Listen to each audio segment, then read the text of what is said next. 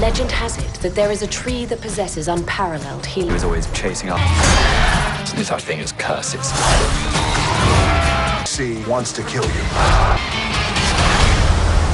Hello friends, आज मैं आपको ऐसी मूवी एक्सप्लेन करने वाली हूँ जिसका नाम है जंगल क्रूज। गाइस, आपने ऐसे कर्ज के बारे में सुना है जो हजारों साल तक जिंदा रह सके और उस जगह को छोड़ के जाना चाहे तो भी छोड़ नहीं सके। अगर उन्हें पानी ना मिले तो फिर से वो पत्थर बन जाए। गाइस, ऐसे ही मूवी के बारे में मैं बताने वाली हूँ जहाँ पे हम जाने वाले हैं अमेज़न के जंगल में और एक ऐसे ट्री की तलाश करेंगे जो किसी भी बीमारी को ठीक कर सकती है, एक ऐसा रेवोल्यूशन ला सकती है जो अभी तक कोई नहीं ला पाया। मूवी की स्टार्टिंग हमें 16वीं सदी की दिखाई जाती है, जहां पर हमें कुछ सोल्जर्स एक लीडर के साथ साउथ अफ्रीका के एक जंगल में एक पेड़ को ढूंढने आए थे। इस पेड़ का नाम ट्री ऑफ लाइफ है। जो इस ग्रुप को लीड कर रहा था, उस ग्रुप के लीडर का नाम डॉन एग्री था। लेकिन वो जंगल इतना भयानक था, उस जंगल के रूट्स ने सबको पकड़ लिया था। तभी हम देखते हैं उसी जंगल में रहने वाले कबीले के लोगों ने उनकी जान बचाई थी और उन्हें वहाँ से छुड़वाया था। लेकिन थोड़ी देर में देखते ही देखते आग हो जाता है। ये सारे लोग वहीं पर अटक जाते हैं। आखिर इन लोगों को किसने कर्ज दिया था, इसके बारे में आपको मूवी में आगे पता चलेगा। जहाँ आके कहानी कॉन्फ्रेंस में आती है, जहाँ पर मैकग्रेगर एक नाम के लड़के को देखते हैं। ये लोगों को सामने बताने की कोशिश कर रहा था कि हम लोगों को एरोहेड ढूंढना है, जो कि ट्री ऑफ लाइफ का मेन मैप है। अगर हमें मिल जाए तो एक बहुत बड़ा रेवोल्यूशन आ सकता है। लेकिन वहाँ पे बैठे सब लोग हवा में उड़ा देते हैं और बोलते हैं ये सिर्फ किताबों में ही पाई जाती है, ऐसा कोई पेड़ नहीं है और ना ही तुम्हें कभी एरोहेड मिल पाएगा। जिसे सुनने के बाद वहाँ पर हम एक लड़की को देखते हैं जो कि इस लड़के की बहन थी। ये डॉक्टर लिली है जिसे एरोहेड की तलाश थी। इसी कारण ही वो लड़की उस रूम में पहुंच जाती है जहां पर बहुत सारे एशियंट थिंग्स रखे थी। लिली बहुत ज्यादा स्मार्ट लड़की थी और बॉक्स में से एरोहेड निकाल लेती है। वहां से चुपके से जाने की कोशिश करती है, लेकिन देखते ही देखते उसके पीछे कुछ लोग पड़ जाते हैं और जिस वजह से वो कहीं जाकर छुप जाती है और इस एरोहेड चुराने के कारण वो बहुत ज्यादा परेशान हो जाती है। लेकिन लिली अपनी जान बचाते हुए वहां से निकल जाती है। जो लोग लिली का पीछा कर रहे थे उसमें से एक प्रिंस था, उसे भी इसी एरोहेड की तलाश थी। जब लिली एरोहेड ले गई थी तब प्रिंस की तलाश ये लड़की ही थी। इसका मतलब एरोहेड भी प्रिंस को मिल जाएगा। इसी एरोहेड को लेकर लिली और उसका भाई मैकग्रेगर साउथ अफ्रीका निकल जाते हैं अमेज़न के जंगलों में। नेक्स्ट सीन में हम रॉकर को देखते हैं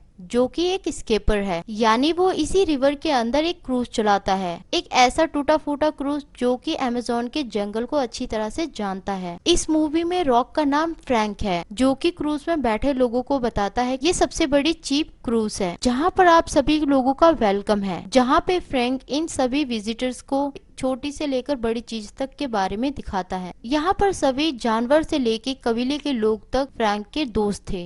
इसी के साथ यहाँ के लोग फ्रैंक के साथ विजिटर्स को डराते हैं, इसलिए विजिटर्स बहुत सारे पैसे फ्रैंक को देते हैं जिस वजह से इन लोगों को यहाँ से निकाल सके। लेकिन असल में कबीले के लोग और फ्रैंक के हाथ तो मिले थे, लेकिन लिली को एक ऐसे स्कीपर या गाइडेंस की तलाश थी जो कि अमेज़न के जंगल से निकाल के ट्री ऑफ लाइफ में ले जाए।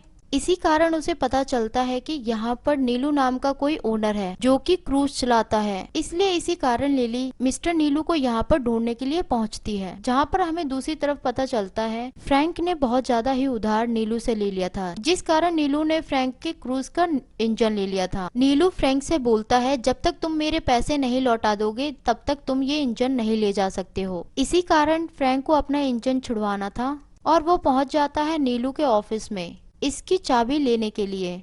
दूसरी तरफ हम देखते हैं लिली भी यहाँ पर पहुँच जाती है मिस्टर नीलू से मिलने के लिए। लिली ने मिस्टर नीलू को कभी भी नहीं देखा था, इसी कारण फ्रैंक को देखती है तो वो सोचती है कि मिस्टर नीलू है। फ्रैंक इसी बात का फायदा उठाता है और लिली से बोलता है जिसे तुम्हें गाइड की तलाश है वो मैं ही हूँ, मैं इस जंगल का तुम्हें चप्पा चप्पा घुमाऊंगा, लेकिन मुझे इससे पहले मेरे क्रूज की चाबियां चाहिए। फ्रैंक यहीं पर पूछता है कि तुम यहाँ पर क्यों जाना चाहती हो, ये बहुत ही ज्यादा खतरनाक जगह है और शायद तुम यहाँ से जा ना पाओ। तभी लिली फ्रैंक को बताती है इस पेड़ की पत्तियां किसी की बीमारी भी ठीक कर सकती है, हो सकता है वो मुझे मिल जाए, मेरे वॉर में रहने वालों के लोगों की हेल्थ को ठीक कर सके और बीमारियां को भी ठीक कर सके। तभी फ्रैंक लिली का मजाक उड़ाता है और उससे बोलता है कि मैंने ऐसी लड़कियां नहीं देखी जो पैंट्स पहनती हैं और मुझे उन लड़कियों पर बहुत ज्यादा हंसी आती है। और जिस ट्री की तुम बात कर रही हो वो एग्जिस्ट ही नहीं करता है। लेकिन लिली फिर भी उसकी मदद करती है और बॉक्स में से चाबी निकाल के फ्रैंक को दे देती है। फ्रैंक और लिली कुछ बैठकर ड्रिंक लेते हैं।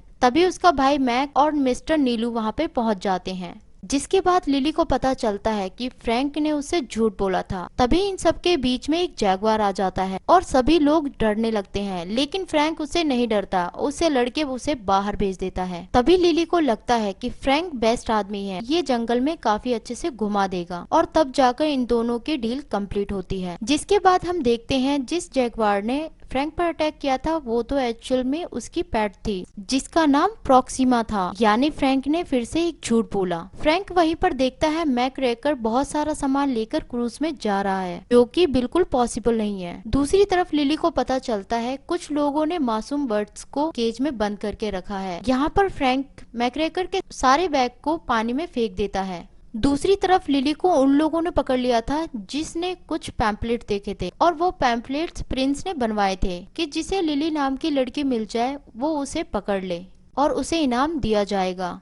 इसलिए लिली को कुछ लोगों ने पकड़ लिया और केज में डाल दिया, लेकिन लिली बहुत ही ज्यादा स्मार्ट थी और वो वहाँ से निकल के भाग जाती है। तभी वहाँ पर फ्रैंक पहुँच जाता है और लिली से बोलता है कि तुम पानी में कूद जाओ, लेकिन लिली बोलती है कि मुझे तैरना नहीं आता है, इसलिए वो दूसरा रास्ता लेकर वो क्रूज तक पहुँचती है। फाइनली इन लोगों का सफर चालू हो जाता है, लेकिन देखते ही देखते प्रिंस अपने सबमरीन को लेकर आता है लिली को ढूंढने के लिए, जिसके बाद वो लिली के क्रूज के ऊपर शूटिंग करने लगता है, लेकिन फ्रैंक इससे बचते हुए आगे निकलता है। यहाँ पर प्रिंस ने बहुत बड़ी मिसाइल छोड़ दी थी लिली के क्रूज में, लेकिन फ्रैंक ने बड़े स्मार्ट के साथ अपना क्रूज दूसरी साइड से निकाल लिया और सबको बचा लिया। उसके बाद हम देखते हैं कि ये मूवी काफी पुरानी टाइम के बाद दिखाई गई है, यानी कैमरा होना एक यूनिक इंस्ट्रूमेंट था जहाँ पर वो लोग अपनी पिक्चर्स को क्लिक करते हैं। उसके बाद वो एक जगह शाम को रुकते हैं और फ्रैंक ने मैकग्रेगर को बता दिया था कि यहाँ पर मेरी बिल्ली भी रुकी है, अगर तुम नीचे जाओ तो थोड़ा ध्यान से जाना। वहीं पर फ्रैंक गिटार बजाता है। तभी लिली पूछती है कि तुम्हारा मोटिवेशन क्या है, लेकिन फ्रैंक बोलता है कि कुछ खास नहीं। तभी फ्रैंक लिली से भी पूछता है कि तुम्हारा मोटिवेशन क्या है। तभी लिली बोलती है मेरा मोटिवेशन कभी खत्म नहीं होता है और मैं बस कैसे भी करके उस ट्री को ढूंढना चाहती हूँ। दोनों की बातों के बीच में मैकग्रेगर ऊपर भागकर आता है। नेक्स्ट सीन में हमें प्रिंस दिखाया जाता है। वो एक ऐसी जगह पे पहुंचा था, वहाँ पर डॉन के लोग पत्थरों में बदले थे, जिनके बारे में मैंने आपको कहानी के स्टार्टिंग में बताया था। ये पिछले 4 सालों से ही ऐसे पेड़ में जकड़े थे। जिसके बाद प्रिंस इनसे बात करता है और पानी की कुछ बूंदे उन पर डालता है, जहाँ से 2 सांप निकल के बाहर आते हैं और प्रिंस उनसे बात करता है और उनसे डील करता है, अगर तुमने मेरी हेल्प करी तो तुम्हें मैं हमेशा के लिए आजाद कर दूंगा और मैं इतना पानी डालूंगा कि तुम सब जिंदा हो जाओगे, और इसके लिए तुम्हें मेरी हेल्प करनी होगी और एरोहेड को ढूंढना होगा। यहाँ पर सांप डील कर लेते हैं। डील के मुताबिक प्रिंस इन पर पानी डालता है और यहाँ पे पानी की बाढ़ ला देता है, जिस वजह से सारे सांप जिंदा हो जाते हैं और वहाँ पर जितने भी मुर्दा थे वो सारे जिंदा हो जाते हैं। और इसी के साथ में हमें पता चलता है जो फ्रैंक ने मैकग्रेगर से कहा था जो मेरी बिल्ली नीचे आराम कर रही है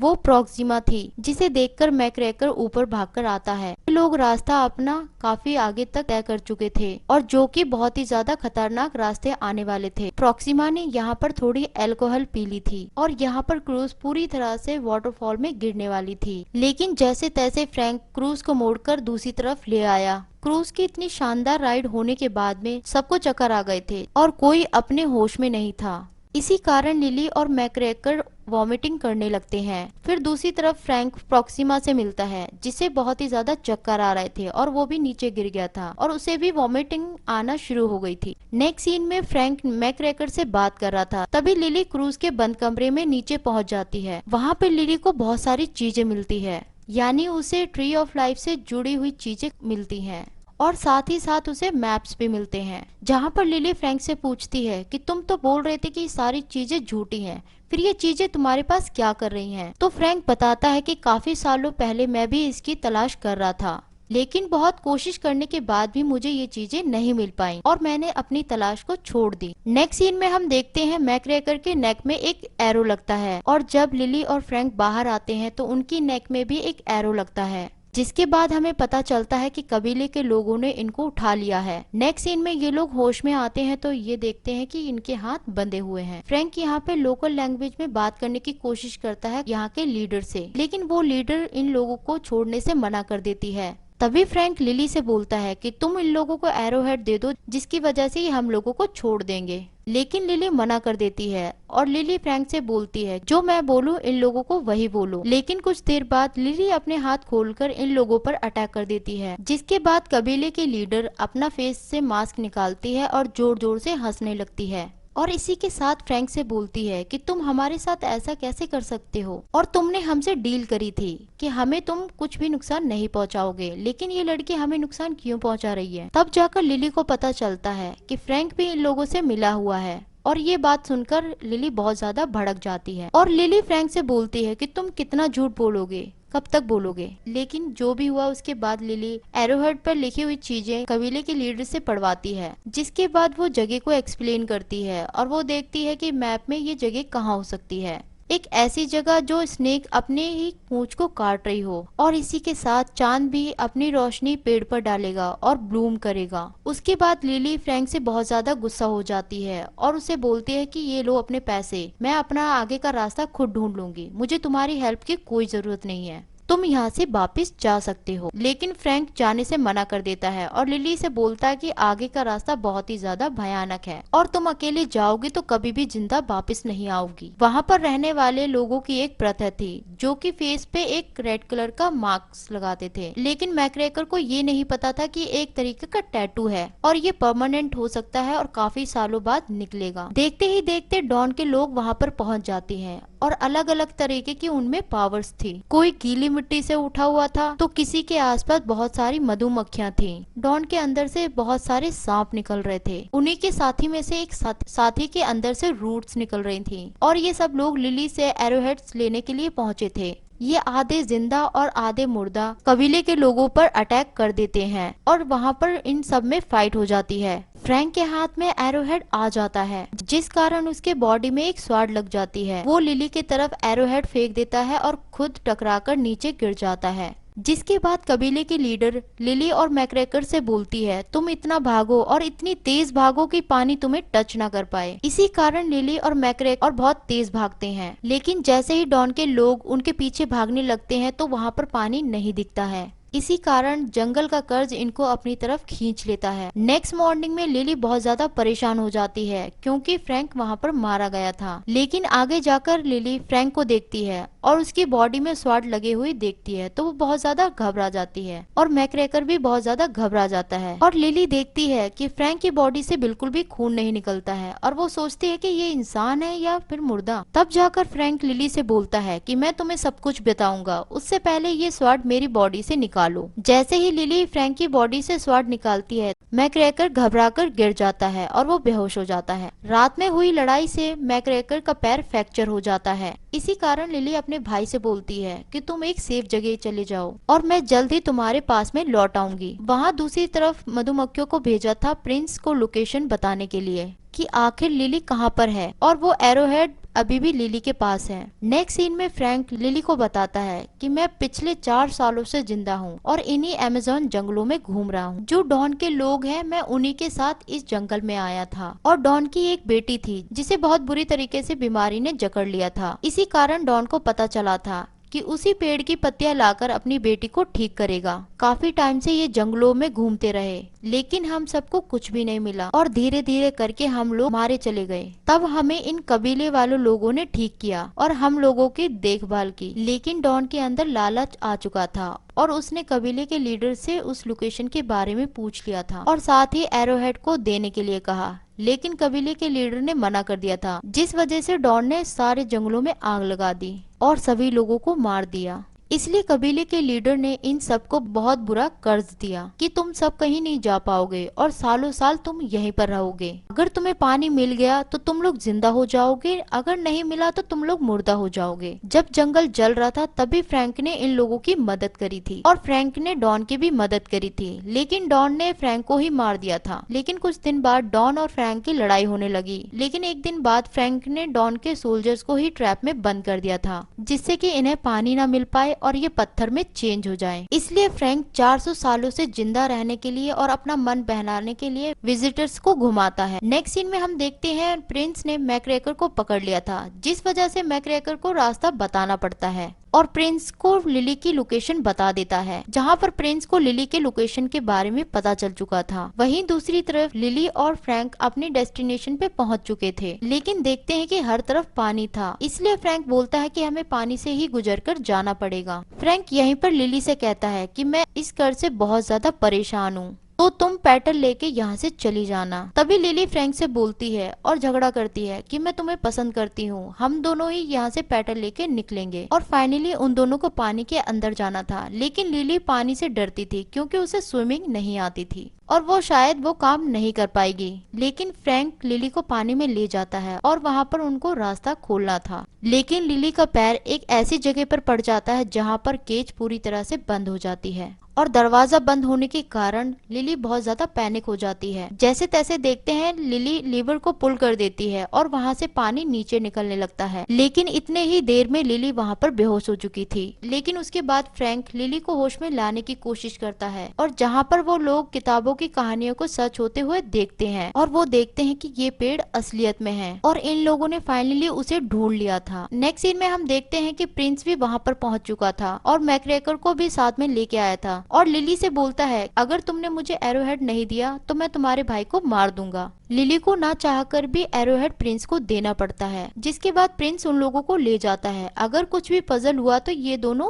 सॉल्व कर लेंगे। लेकिन यहाँ पर फ्रैंक और लिली एक डील करते हैं और कहते हैं कि हमें भी उसमें से एक पेडल चाहिए। अब जाकर उन्हें एक बड़ा सा और सुंदर सा पत्थर दिखाया जाता है जो कि अंदर से खाली था और प्रिंस उसको नहीं पढ़ पाता है। तभी लिली अंदर जाती है और वहाँ पर लिखी हुई चीज और वहाँ की ड्राइंग को देखकर समझने की कोशिश करती है, जिस पर एरोहेड पर एक ब्रोकन हार्ट का निशान था। तभी लिली एरोहेड को शेप पे लगाती है और वो पेड़ ब्लूम नहीं करता है। तब जाकर लिली को पता चलता है कि ब्रोकन हार्ट का मतलब एरोहेड को भी तोड़ना पड़ेगा, जिसके बाद उन्हें एक पिंक कलर का स्टोन मिलता है और जैसे ही वो लोग छोटी छोटी चीजों को अपनी जगह पर लगाते हैं तभी यहाँ पर ट्री ब्लूम करने लगता है, क्योंकि उसी वक्त ट्री पर मून की लाइट आ रही थी। अब प्रिंस सबसे पहले लिली को ही वहाँ पर भेजता है और साथ ही साथ अपने लोगों को उस पेटल को तोड़ने के लिए कहता है। लेकिन उसी वक्त लिली को पता चलता है कि मून की लाइट कम हो रही है और ये पेड़ भी ब्लूम होना बंद हो जाएगा। वहीं दूसरी तरफ फ्रैंक के हाथ बंधे हुए थे और वो धीरे धीरे करके सबको मारने लगा था। फिर देखते हैं लिली जैसे तैसे एक पेटल को तोड़ लेती है और वो नीचे गिरा देती है, जो कि फ्रैंक पकड़ लेता है। लेकिन वहीं पर हम देखते हैं कि डॉन और उसके सोल्जर्स भी वहीं पर आ चुके थे, जो कि कुछ जिंदा थे और कुछ मुर्दा, और उनके साथ कुछ पावर्स भी थी जैसे कि स्नेक, बीट्स और रूट्स। तभी वहीं पर सब लोगों में फाइट होने लगती है और फ्रैंक को ये बात पता थी कि मैं उनको कभी भी नहीं हरा पाऊंगा, लेकिन वो एक काम कर सकता था। जैसे ही वो पानी का रास्ता बंद करेंगे तो वो वहाँ के लोग रुक जाएंगे। उसके बाद फ्रैंक प्रिंस के लोगों को मार देता है और प्रिंस को भी वहीं पर मार देता है। लेकिन अभी भी डॉन और उसके लोग अभी भी बाकी थे। वो क्रूज का एक्सीडेंट बड़े बड़े फ्लड से कर देता है, जिससे कि पानी का रास्ता बंद हो जाता है। लेकिन पानी की जगह बंद हुई तो उससे फ्रैंक को भी इफेक्ट होगा। देखते ही देखते सारे लोग पत्थरों में बदल चुके थे और आखिरी में जो पेटल बची थी लिली के लिए फ्रैंक छोड़ के गया था। लेकिन लिली फ्रैंक से प्यार करती थी और जो आखिरी पेटल बची थी वो फ्रैंक के लिप पे रख देती है और वो सोचती है कि ये पेटल किसी के भी कर्ज को खत्म कर सकता है, और ये सच निकलता है और फ्रैंक का कर्ज वहीं पर खत्म हो जाता है, जहाँ पर वो पत्थर का शेप इंसान में बदल जाता है। जब लिली को फ्रैंक का ब्लड दिखता है तब लिली को लगता है कि फ्रैंक का कर्ज खत्म हो चुका है और उसी समय मून की लाइट वहाँ पर आ जाती है, जिससे कि लाइफ ऑफ ट्री फिर से ब्लूम करने लग जाता है। इसी कारण वो सारे पेटल्स अपने साथ ले जाते हैं और इतना बड़ा एक्सप्लोर करने के बाद सिटी की कॉन्फ्रेंस में डॉक्टर लिली और मैकग्रेगर को इन्वाइट करता है, लेकिन मैकग्रेगर उनके इन्विटेशन को बिल्कुल रिजेक्ट कर देता है। नेक्स्ट सीन में हम देखते हैं फ्रैंक लिली के साथ अच्छी लाइफ बिता रहा है और इसी के साथ प्रॉक्सिमा को भी अपने साथ ले आया था। और इसी मूवी का एंड यहीं पर हो जाता है, जहां पर उस जंगल का कर्ज खत्म हो चुका था और ट्री ऑफ लाइफ के बारे में भी सब कुछ पता चल चुका था। Thank you for watching.